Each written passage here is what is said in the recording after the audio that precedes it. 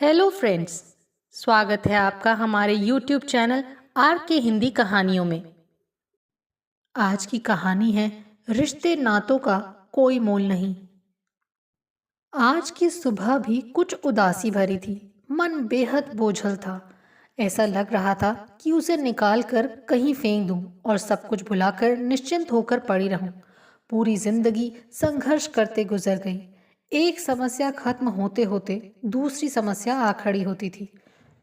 नौकरी पाने के लिए की गई भागदौड़, शेखर के साथ भागकर शादी करना और उसके बाद शुरू हुए खत्म न होने वाले सवाल, कोर्ट कचहरी की भागदौड़ और आज मेरे ही घर में बुद्धिराज का मुझे फटकारना, ये सारी बातें एक एक करके आंखों के आगे तैरने लगी थी।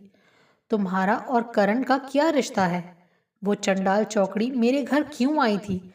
उस करण के साथ कैसे चिपक रही थी तुम? शेखर के मुंह से आग बरस रही थी, पर उससे भी भयानक काम उसके हाथ कर रहे थे। गोमती की लिखी कविताओं के पन्नों को वो एक एक करके जला रहा था। हर पन्ना जलाते वक्त वो क्रूर हंसी हंस रहा था। गोमती ये देखकर तिलमिला उठी थी। वो उसके हाथ पांव जोड़ने लगी, पर अपने पैरों पर गिरी गोमती को शेखर ने जोर से झटक दिया। मेरी बीवी पर नजर डालते हैं, एक एक की आंखें नोच लूंगा। कविता करने के लिए क्या मेरा ही घर नजर आता है? देर तक गाली गलौज करने के बाद शेखर पांव पटकते हुए बेडरूम में चला गया और फिर थोड़ी ही देर में खर्राटे भरने लगा। पर उन्हें घर तक लाने वाला भी तो वही था। फिर ऐसा क्यों? उसे अच्छी तरह याद है जब उसके गांव में साहित्य मंच की शाखा खुलने वाली थी।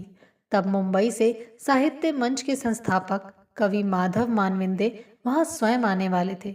वहां उसे भी आमंत्रित किया गया था। उस वक्त साहित्य मंच की स्थापना की मीटिंग कहाँ की जाए, इस बाबत चर्चा चल रही थी। करण और पोटे साहब ने एक दो नाम लिए, पर उनकी कुछ अपनी समस्याएं थीं। गोमती दीदी, आपके घर में की जाए क्या? करण के इस सवाल पर शेखर ने काफी उत्साह दिखाया। हाँ हाँ, जरूर जरूर, हमें भी साहित्यिक लोगों के दर्शन हो जाएंगे। ये सुन सभी ने खुशी से तालियां बजाईं, पर मेरे तो होंठ ही सिल गए थे। पर हम दोनों भी तो नौकरी करते हैं। आप कहीं और मीटिंग रख लेंगे तो ज्यादा अच्छा होगा। मैंने बहुत ही रूखेपन से जवाब दिया। पर आपके पति तो काफी उत्साहित नजर आ रहे हैं। विजया बोली, मैं बिस्किट के पैकेट्स ले आऊंगा, चाय बाहर से मंगा लेंगी। करण बोला, बिल्कुल नहीं, आप घर में मेहमान बनकर आ रहे हो, कोई कुछ नहीं लाएगा। हम घर में गर्मा गर्म पकौड़े बना देंगे, खाकर देखिएगा, उंगलियां चाटते रह जाएंगे। मैं कविता भले ही नहीं करता हूँ, पर बीवी की कविताएं तो सुनता ही हूँ। शेखर बोला। उस वक्त हर कोई शेखर की प्रशंसा कर रहा था। उसके बाद तो हर कार्यक्रम हमारे ही घर होने लगा। मेरा विरोध खत्म हुआ और धीरे धीरे मेरी भी इसमें रुचि बढ़ने लगी। पर शेखर नीरस होने लगा। उसे उन लोगों पर गुस्सा आने लगा। मेरी कविताओं की सभी प्रशंसा करने लगे। बाहर से भी मुझे कविताओं के ऑफर्स आने लगे। मैं भी ऑफिस से छुट्टी लेकर सम्मेलनों में भाग लेने लगी। शेखर का गुस्सा अब शक में बदलने लगा था। वो अब उन लोगों के साथ मेरा नाम जोड़ने लगा था।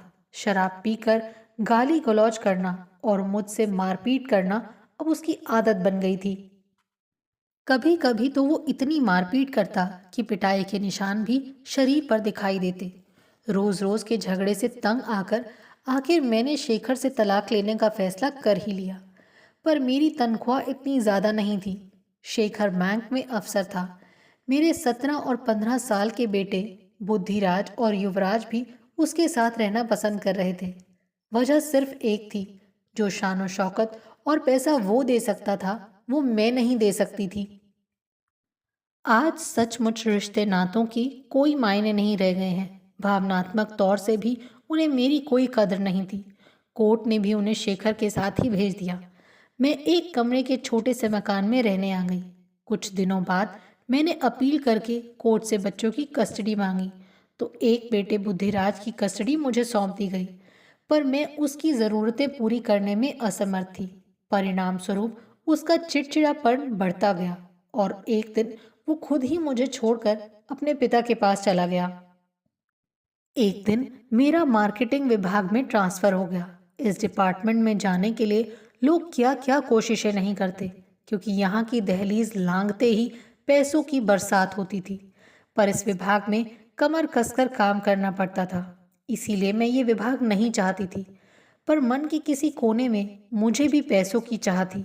बड़ा घर चाहिए था, फिर शेखर को दुत्कार कर मेरे बच्चे मेरे पास आए, ऐसी चाह भी थी। इसीलिए मैं कुछ भी करने को तैयार थी। पहले टेंडर को मंजूरी देते वक्त मुझको 1 लाख का ऑफर मिला था। ऑफिस के बाहर एक पेड़ के नीचे रुपयों का वो बंडल लेते वक्त मेरे हाथ थरथरा रहे थे। फिर उसके बाद मैंने पीछे मुड़कर कभी नहीं देखा।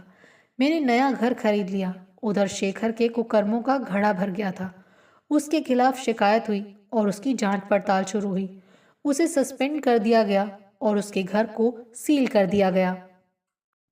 दोनों बच्चे मेरे पास आ गए और फिर कभी उन्होंने मेरे आलीशान मकान से जाने का नाम नहीं लिया। एक बात तो समझ में आ गई कि आज की पीढ़ी को रिश्ते, नातों और भावनाओं की परवाह नहीं, केवल पैसा ही सब कुछ होता है। बीएससी करते ही बुद्धिराज को अच्छी नौकरी लग गई। मैं अब भी शेखर को याद करती थी। अब भी मेरा मन उससे मिलने को करता था। एक बैंक मामले के बाद उसने मुझे फ़ोन भी किया था। बैंक वाले शायद तुम्हारी जांच कर सकते हैं, वकील की सलाह ले लो। उस वक्त अपने किए पर पछतावा होने की बात भी उसने कही थी और मुझे भी ये सलाह दी कि मैं ऐसे गैर कानूनी काम छोड़ दूं। पर तब मैंने कहा था मुझे तुम्हारी सलाह नहीं चाहिए और फ़ोन पटक दिया था। फिर मैंने बुद्धिराज की उसकी पसंद की लड़की निकिता से शादी करा दी। मेरे घर में पैसों की बारिश हो रही थी। सुबह 9 से रात 9 बजे तक मैं ऑफिस में ही पिसती रहती, पर मेरे घर का कायाकल्प हो चुका था। रोज शाम को बुद्धिराज और निकिता की उनके दोस्तों के साथ शराब की पार्टियां चलने लगी थी। इधर मुझ पर एक जांच कमेटी बैठा दी गई और मेरे एमडी ने 1 महीना घर बैठने की सलाह दी थी। पर बुद्धिराज के कहने पर मैं घर नहीं बैठी और मैंने फिर से ऑफिस ज्वाइन कर लिया। तब एमडी ने सीधे मेरा सस्पेंड ऑर्डर निकाल दिया। घर बैठने के बाद घर का सारा नज़ारा मेरे सामने आया। घर पर खाली बैठना मुझे मंजूर नहीं था और बच्चों की हरकतें मुझसे देखी नहीं जाती थी। इसीलिए मैंने विनया के घर जाना शुरू कर दिया। वहाँ पर हमने फिर से कविताएं पढ़ना लिखना शुरू कर दिया। विनया ने मुझे नौकरी से रिज़ाइन कर देने की सलाह दी, क्योंकि रिज़ाइन करने के बाद प्रोविडेंट फंड के करीब 35 लाख मुझे मिलते। उन्हें बैंक में जमा करने पर उनसे मिलने वाले ब्याज से आराम से मेरा घर चलता। उसके बाद मैं आज़ादी से कहीं भी घूम फिर सकती थी, वर्ल्ड टूर भी कर सकती थी। मुझे काम की चिंता नहीं होती, ना ही कोई बंधन होता। मैं अपनी सारी ख्वाहिशें पूरी कर सकती थी। फिर मैंने फैसला कर लिया। बैंक में मेरा और बुद्धिराज का जॉइंट अकाउंट था। वहाँ जाकर मैंने सारे पैसे निकालने चाहे तो मैनेजर ने बताया कि बुद्धिराज ने कब से सारे पैसे निकाल लिए हैं।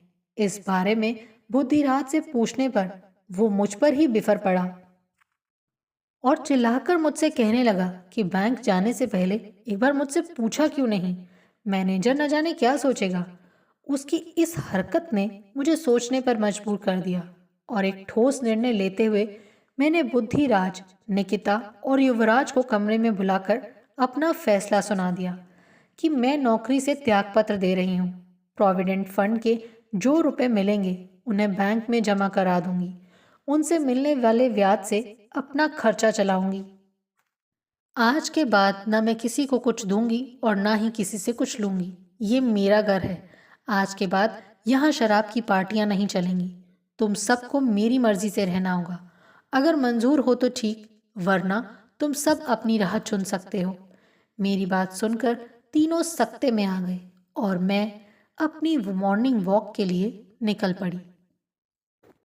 आपको हमारी ये कहानी कैसी लगी, प्लीज़ कमेंट करके ज़रूर बताइए। अगर आप इस चैनल पर नए हैं तो इसे सब्सक्राइब करें और शेयर करें।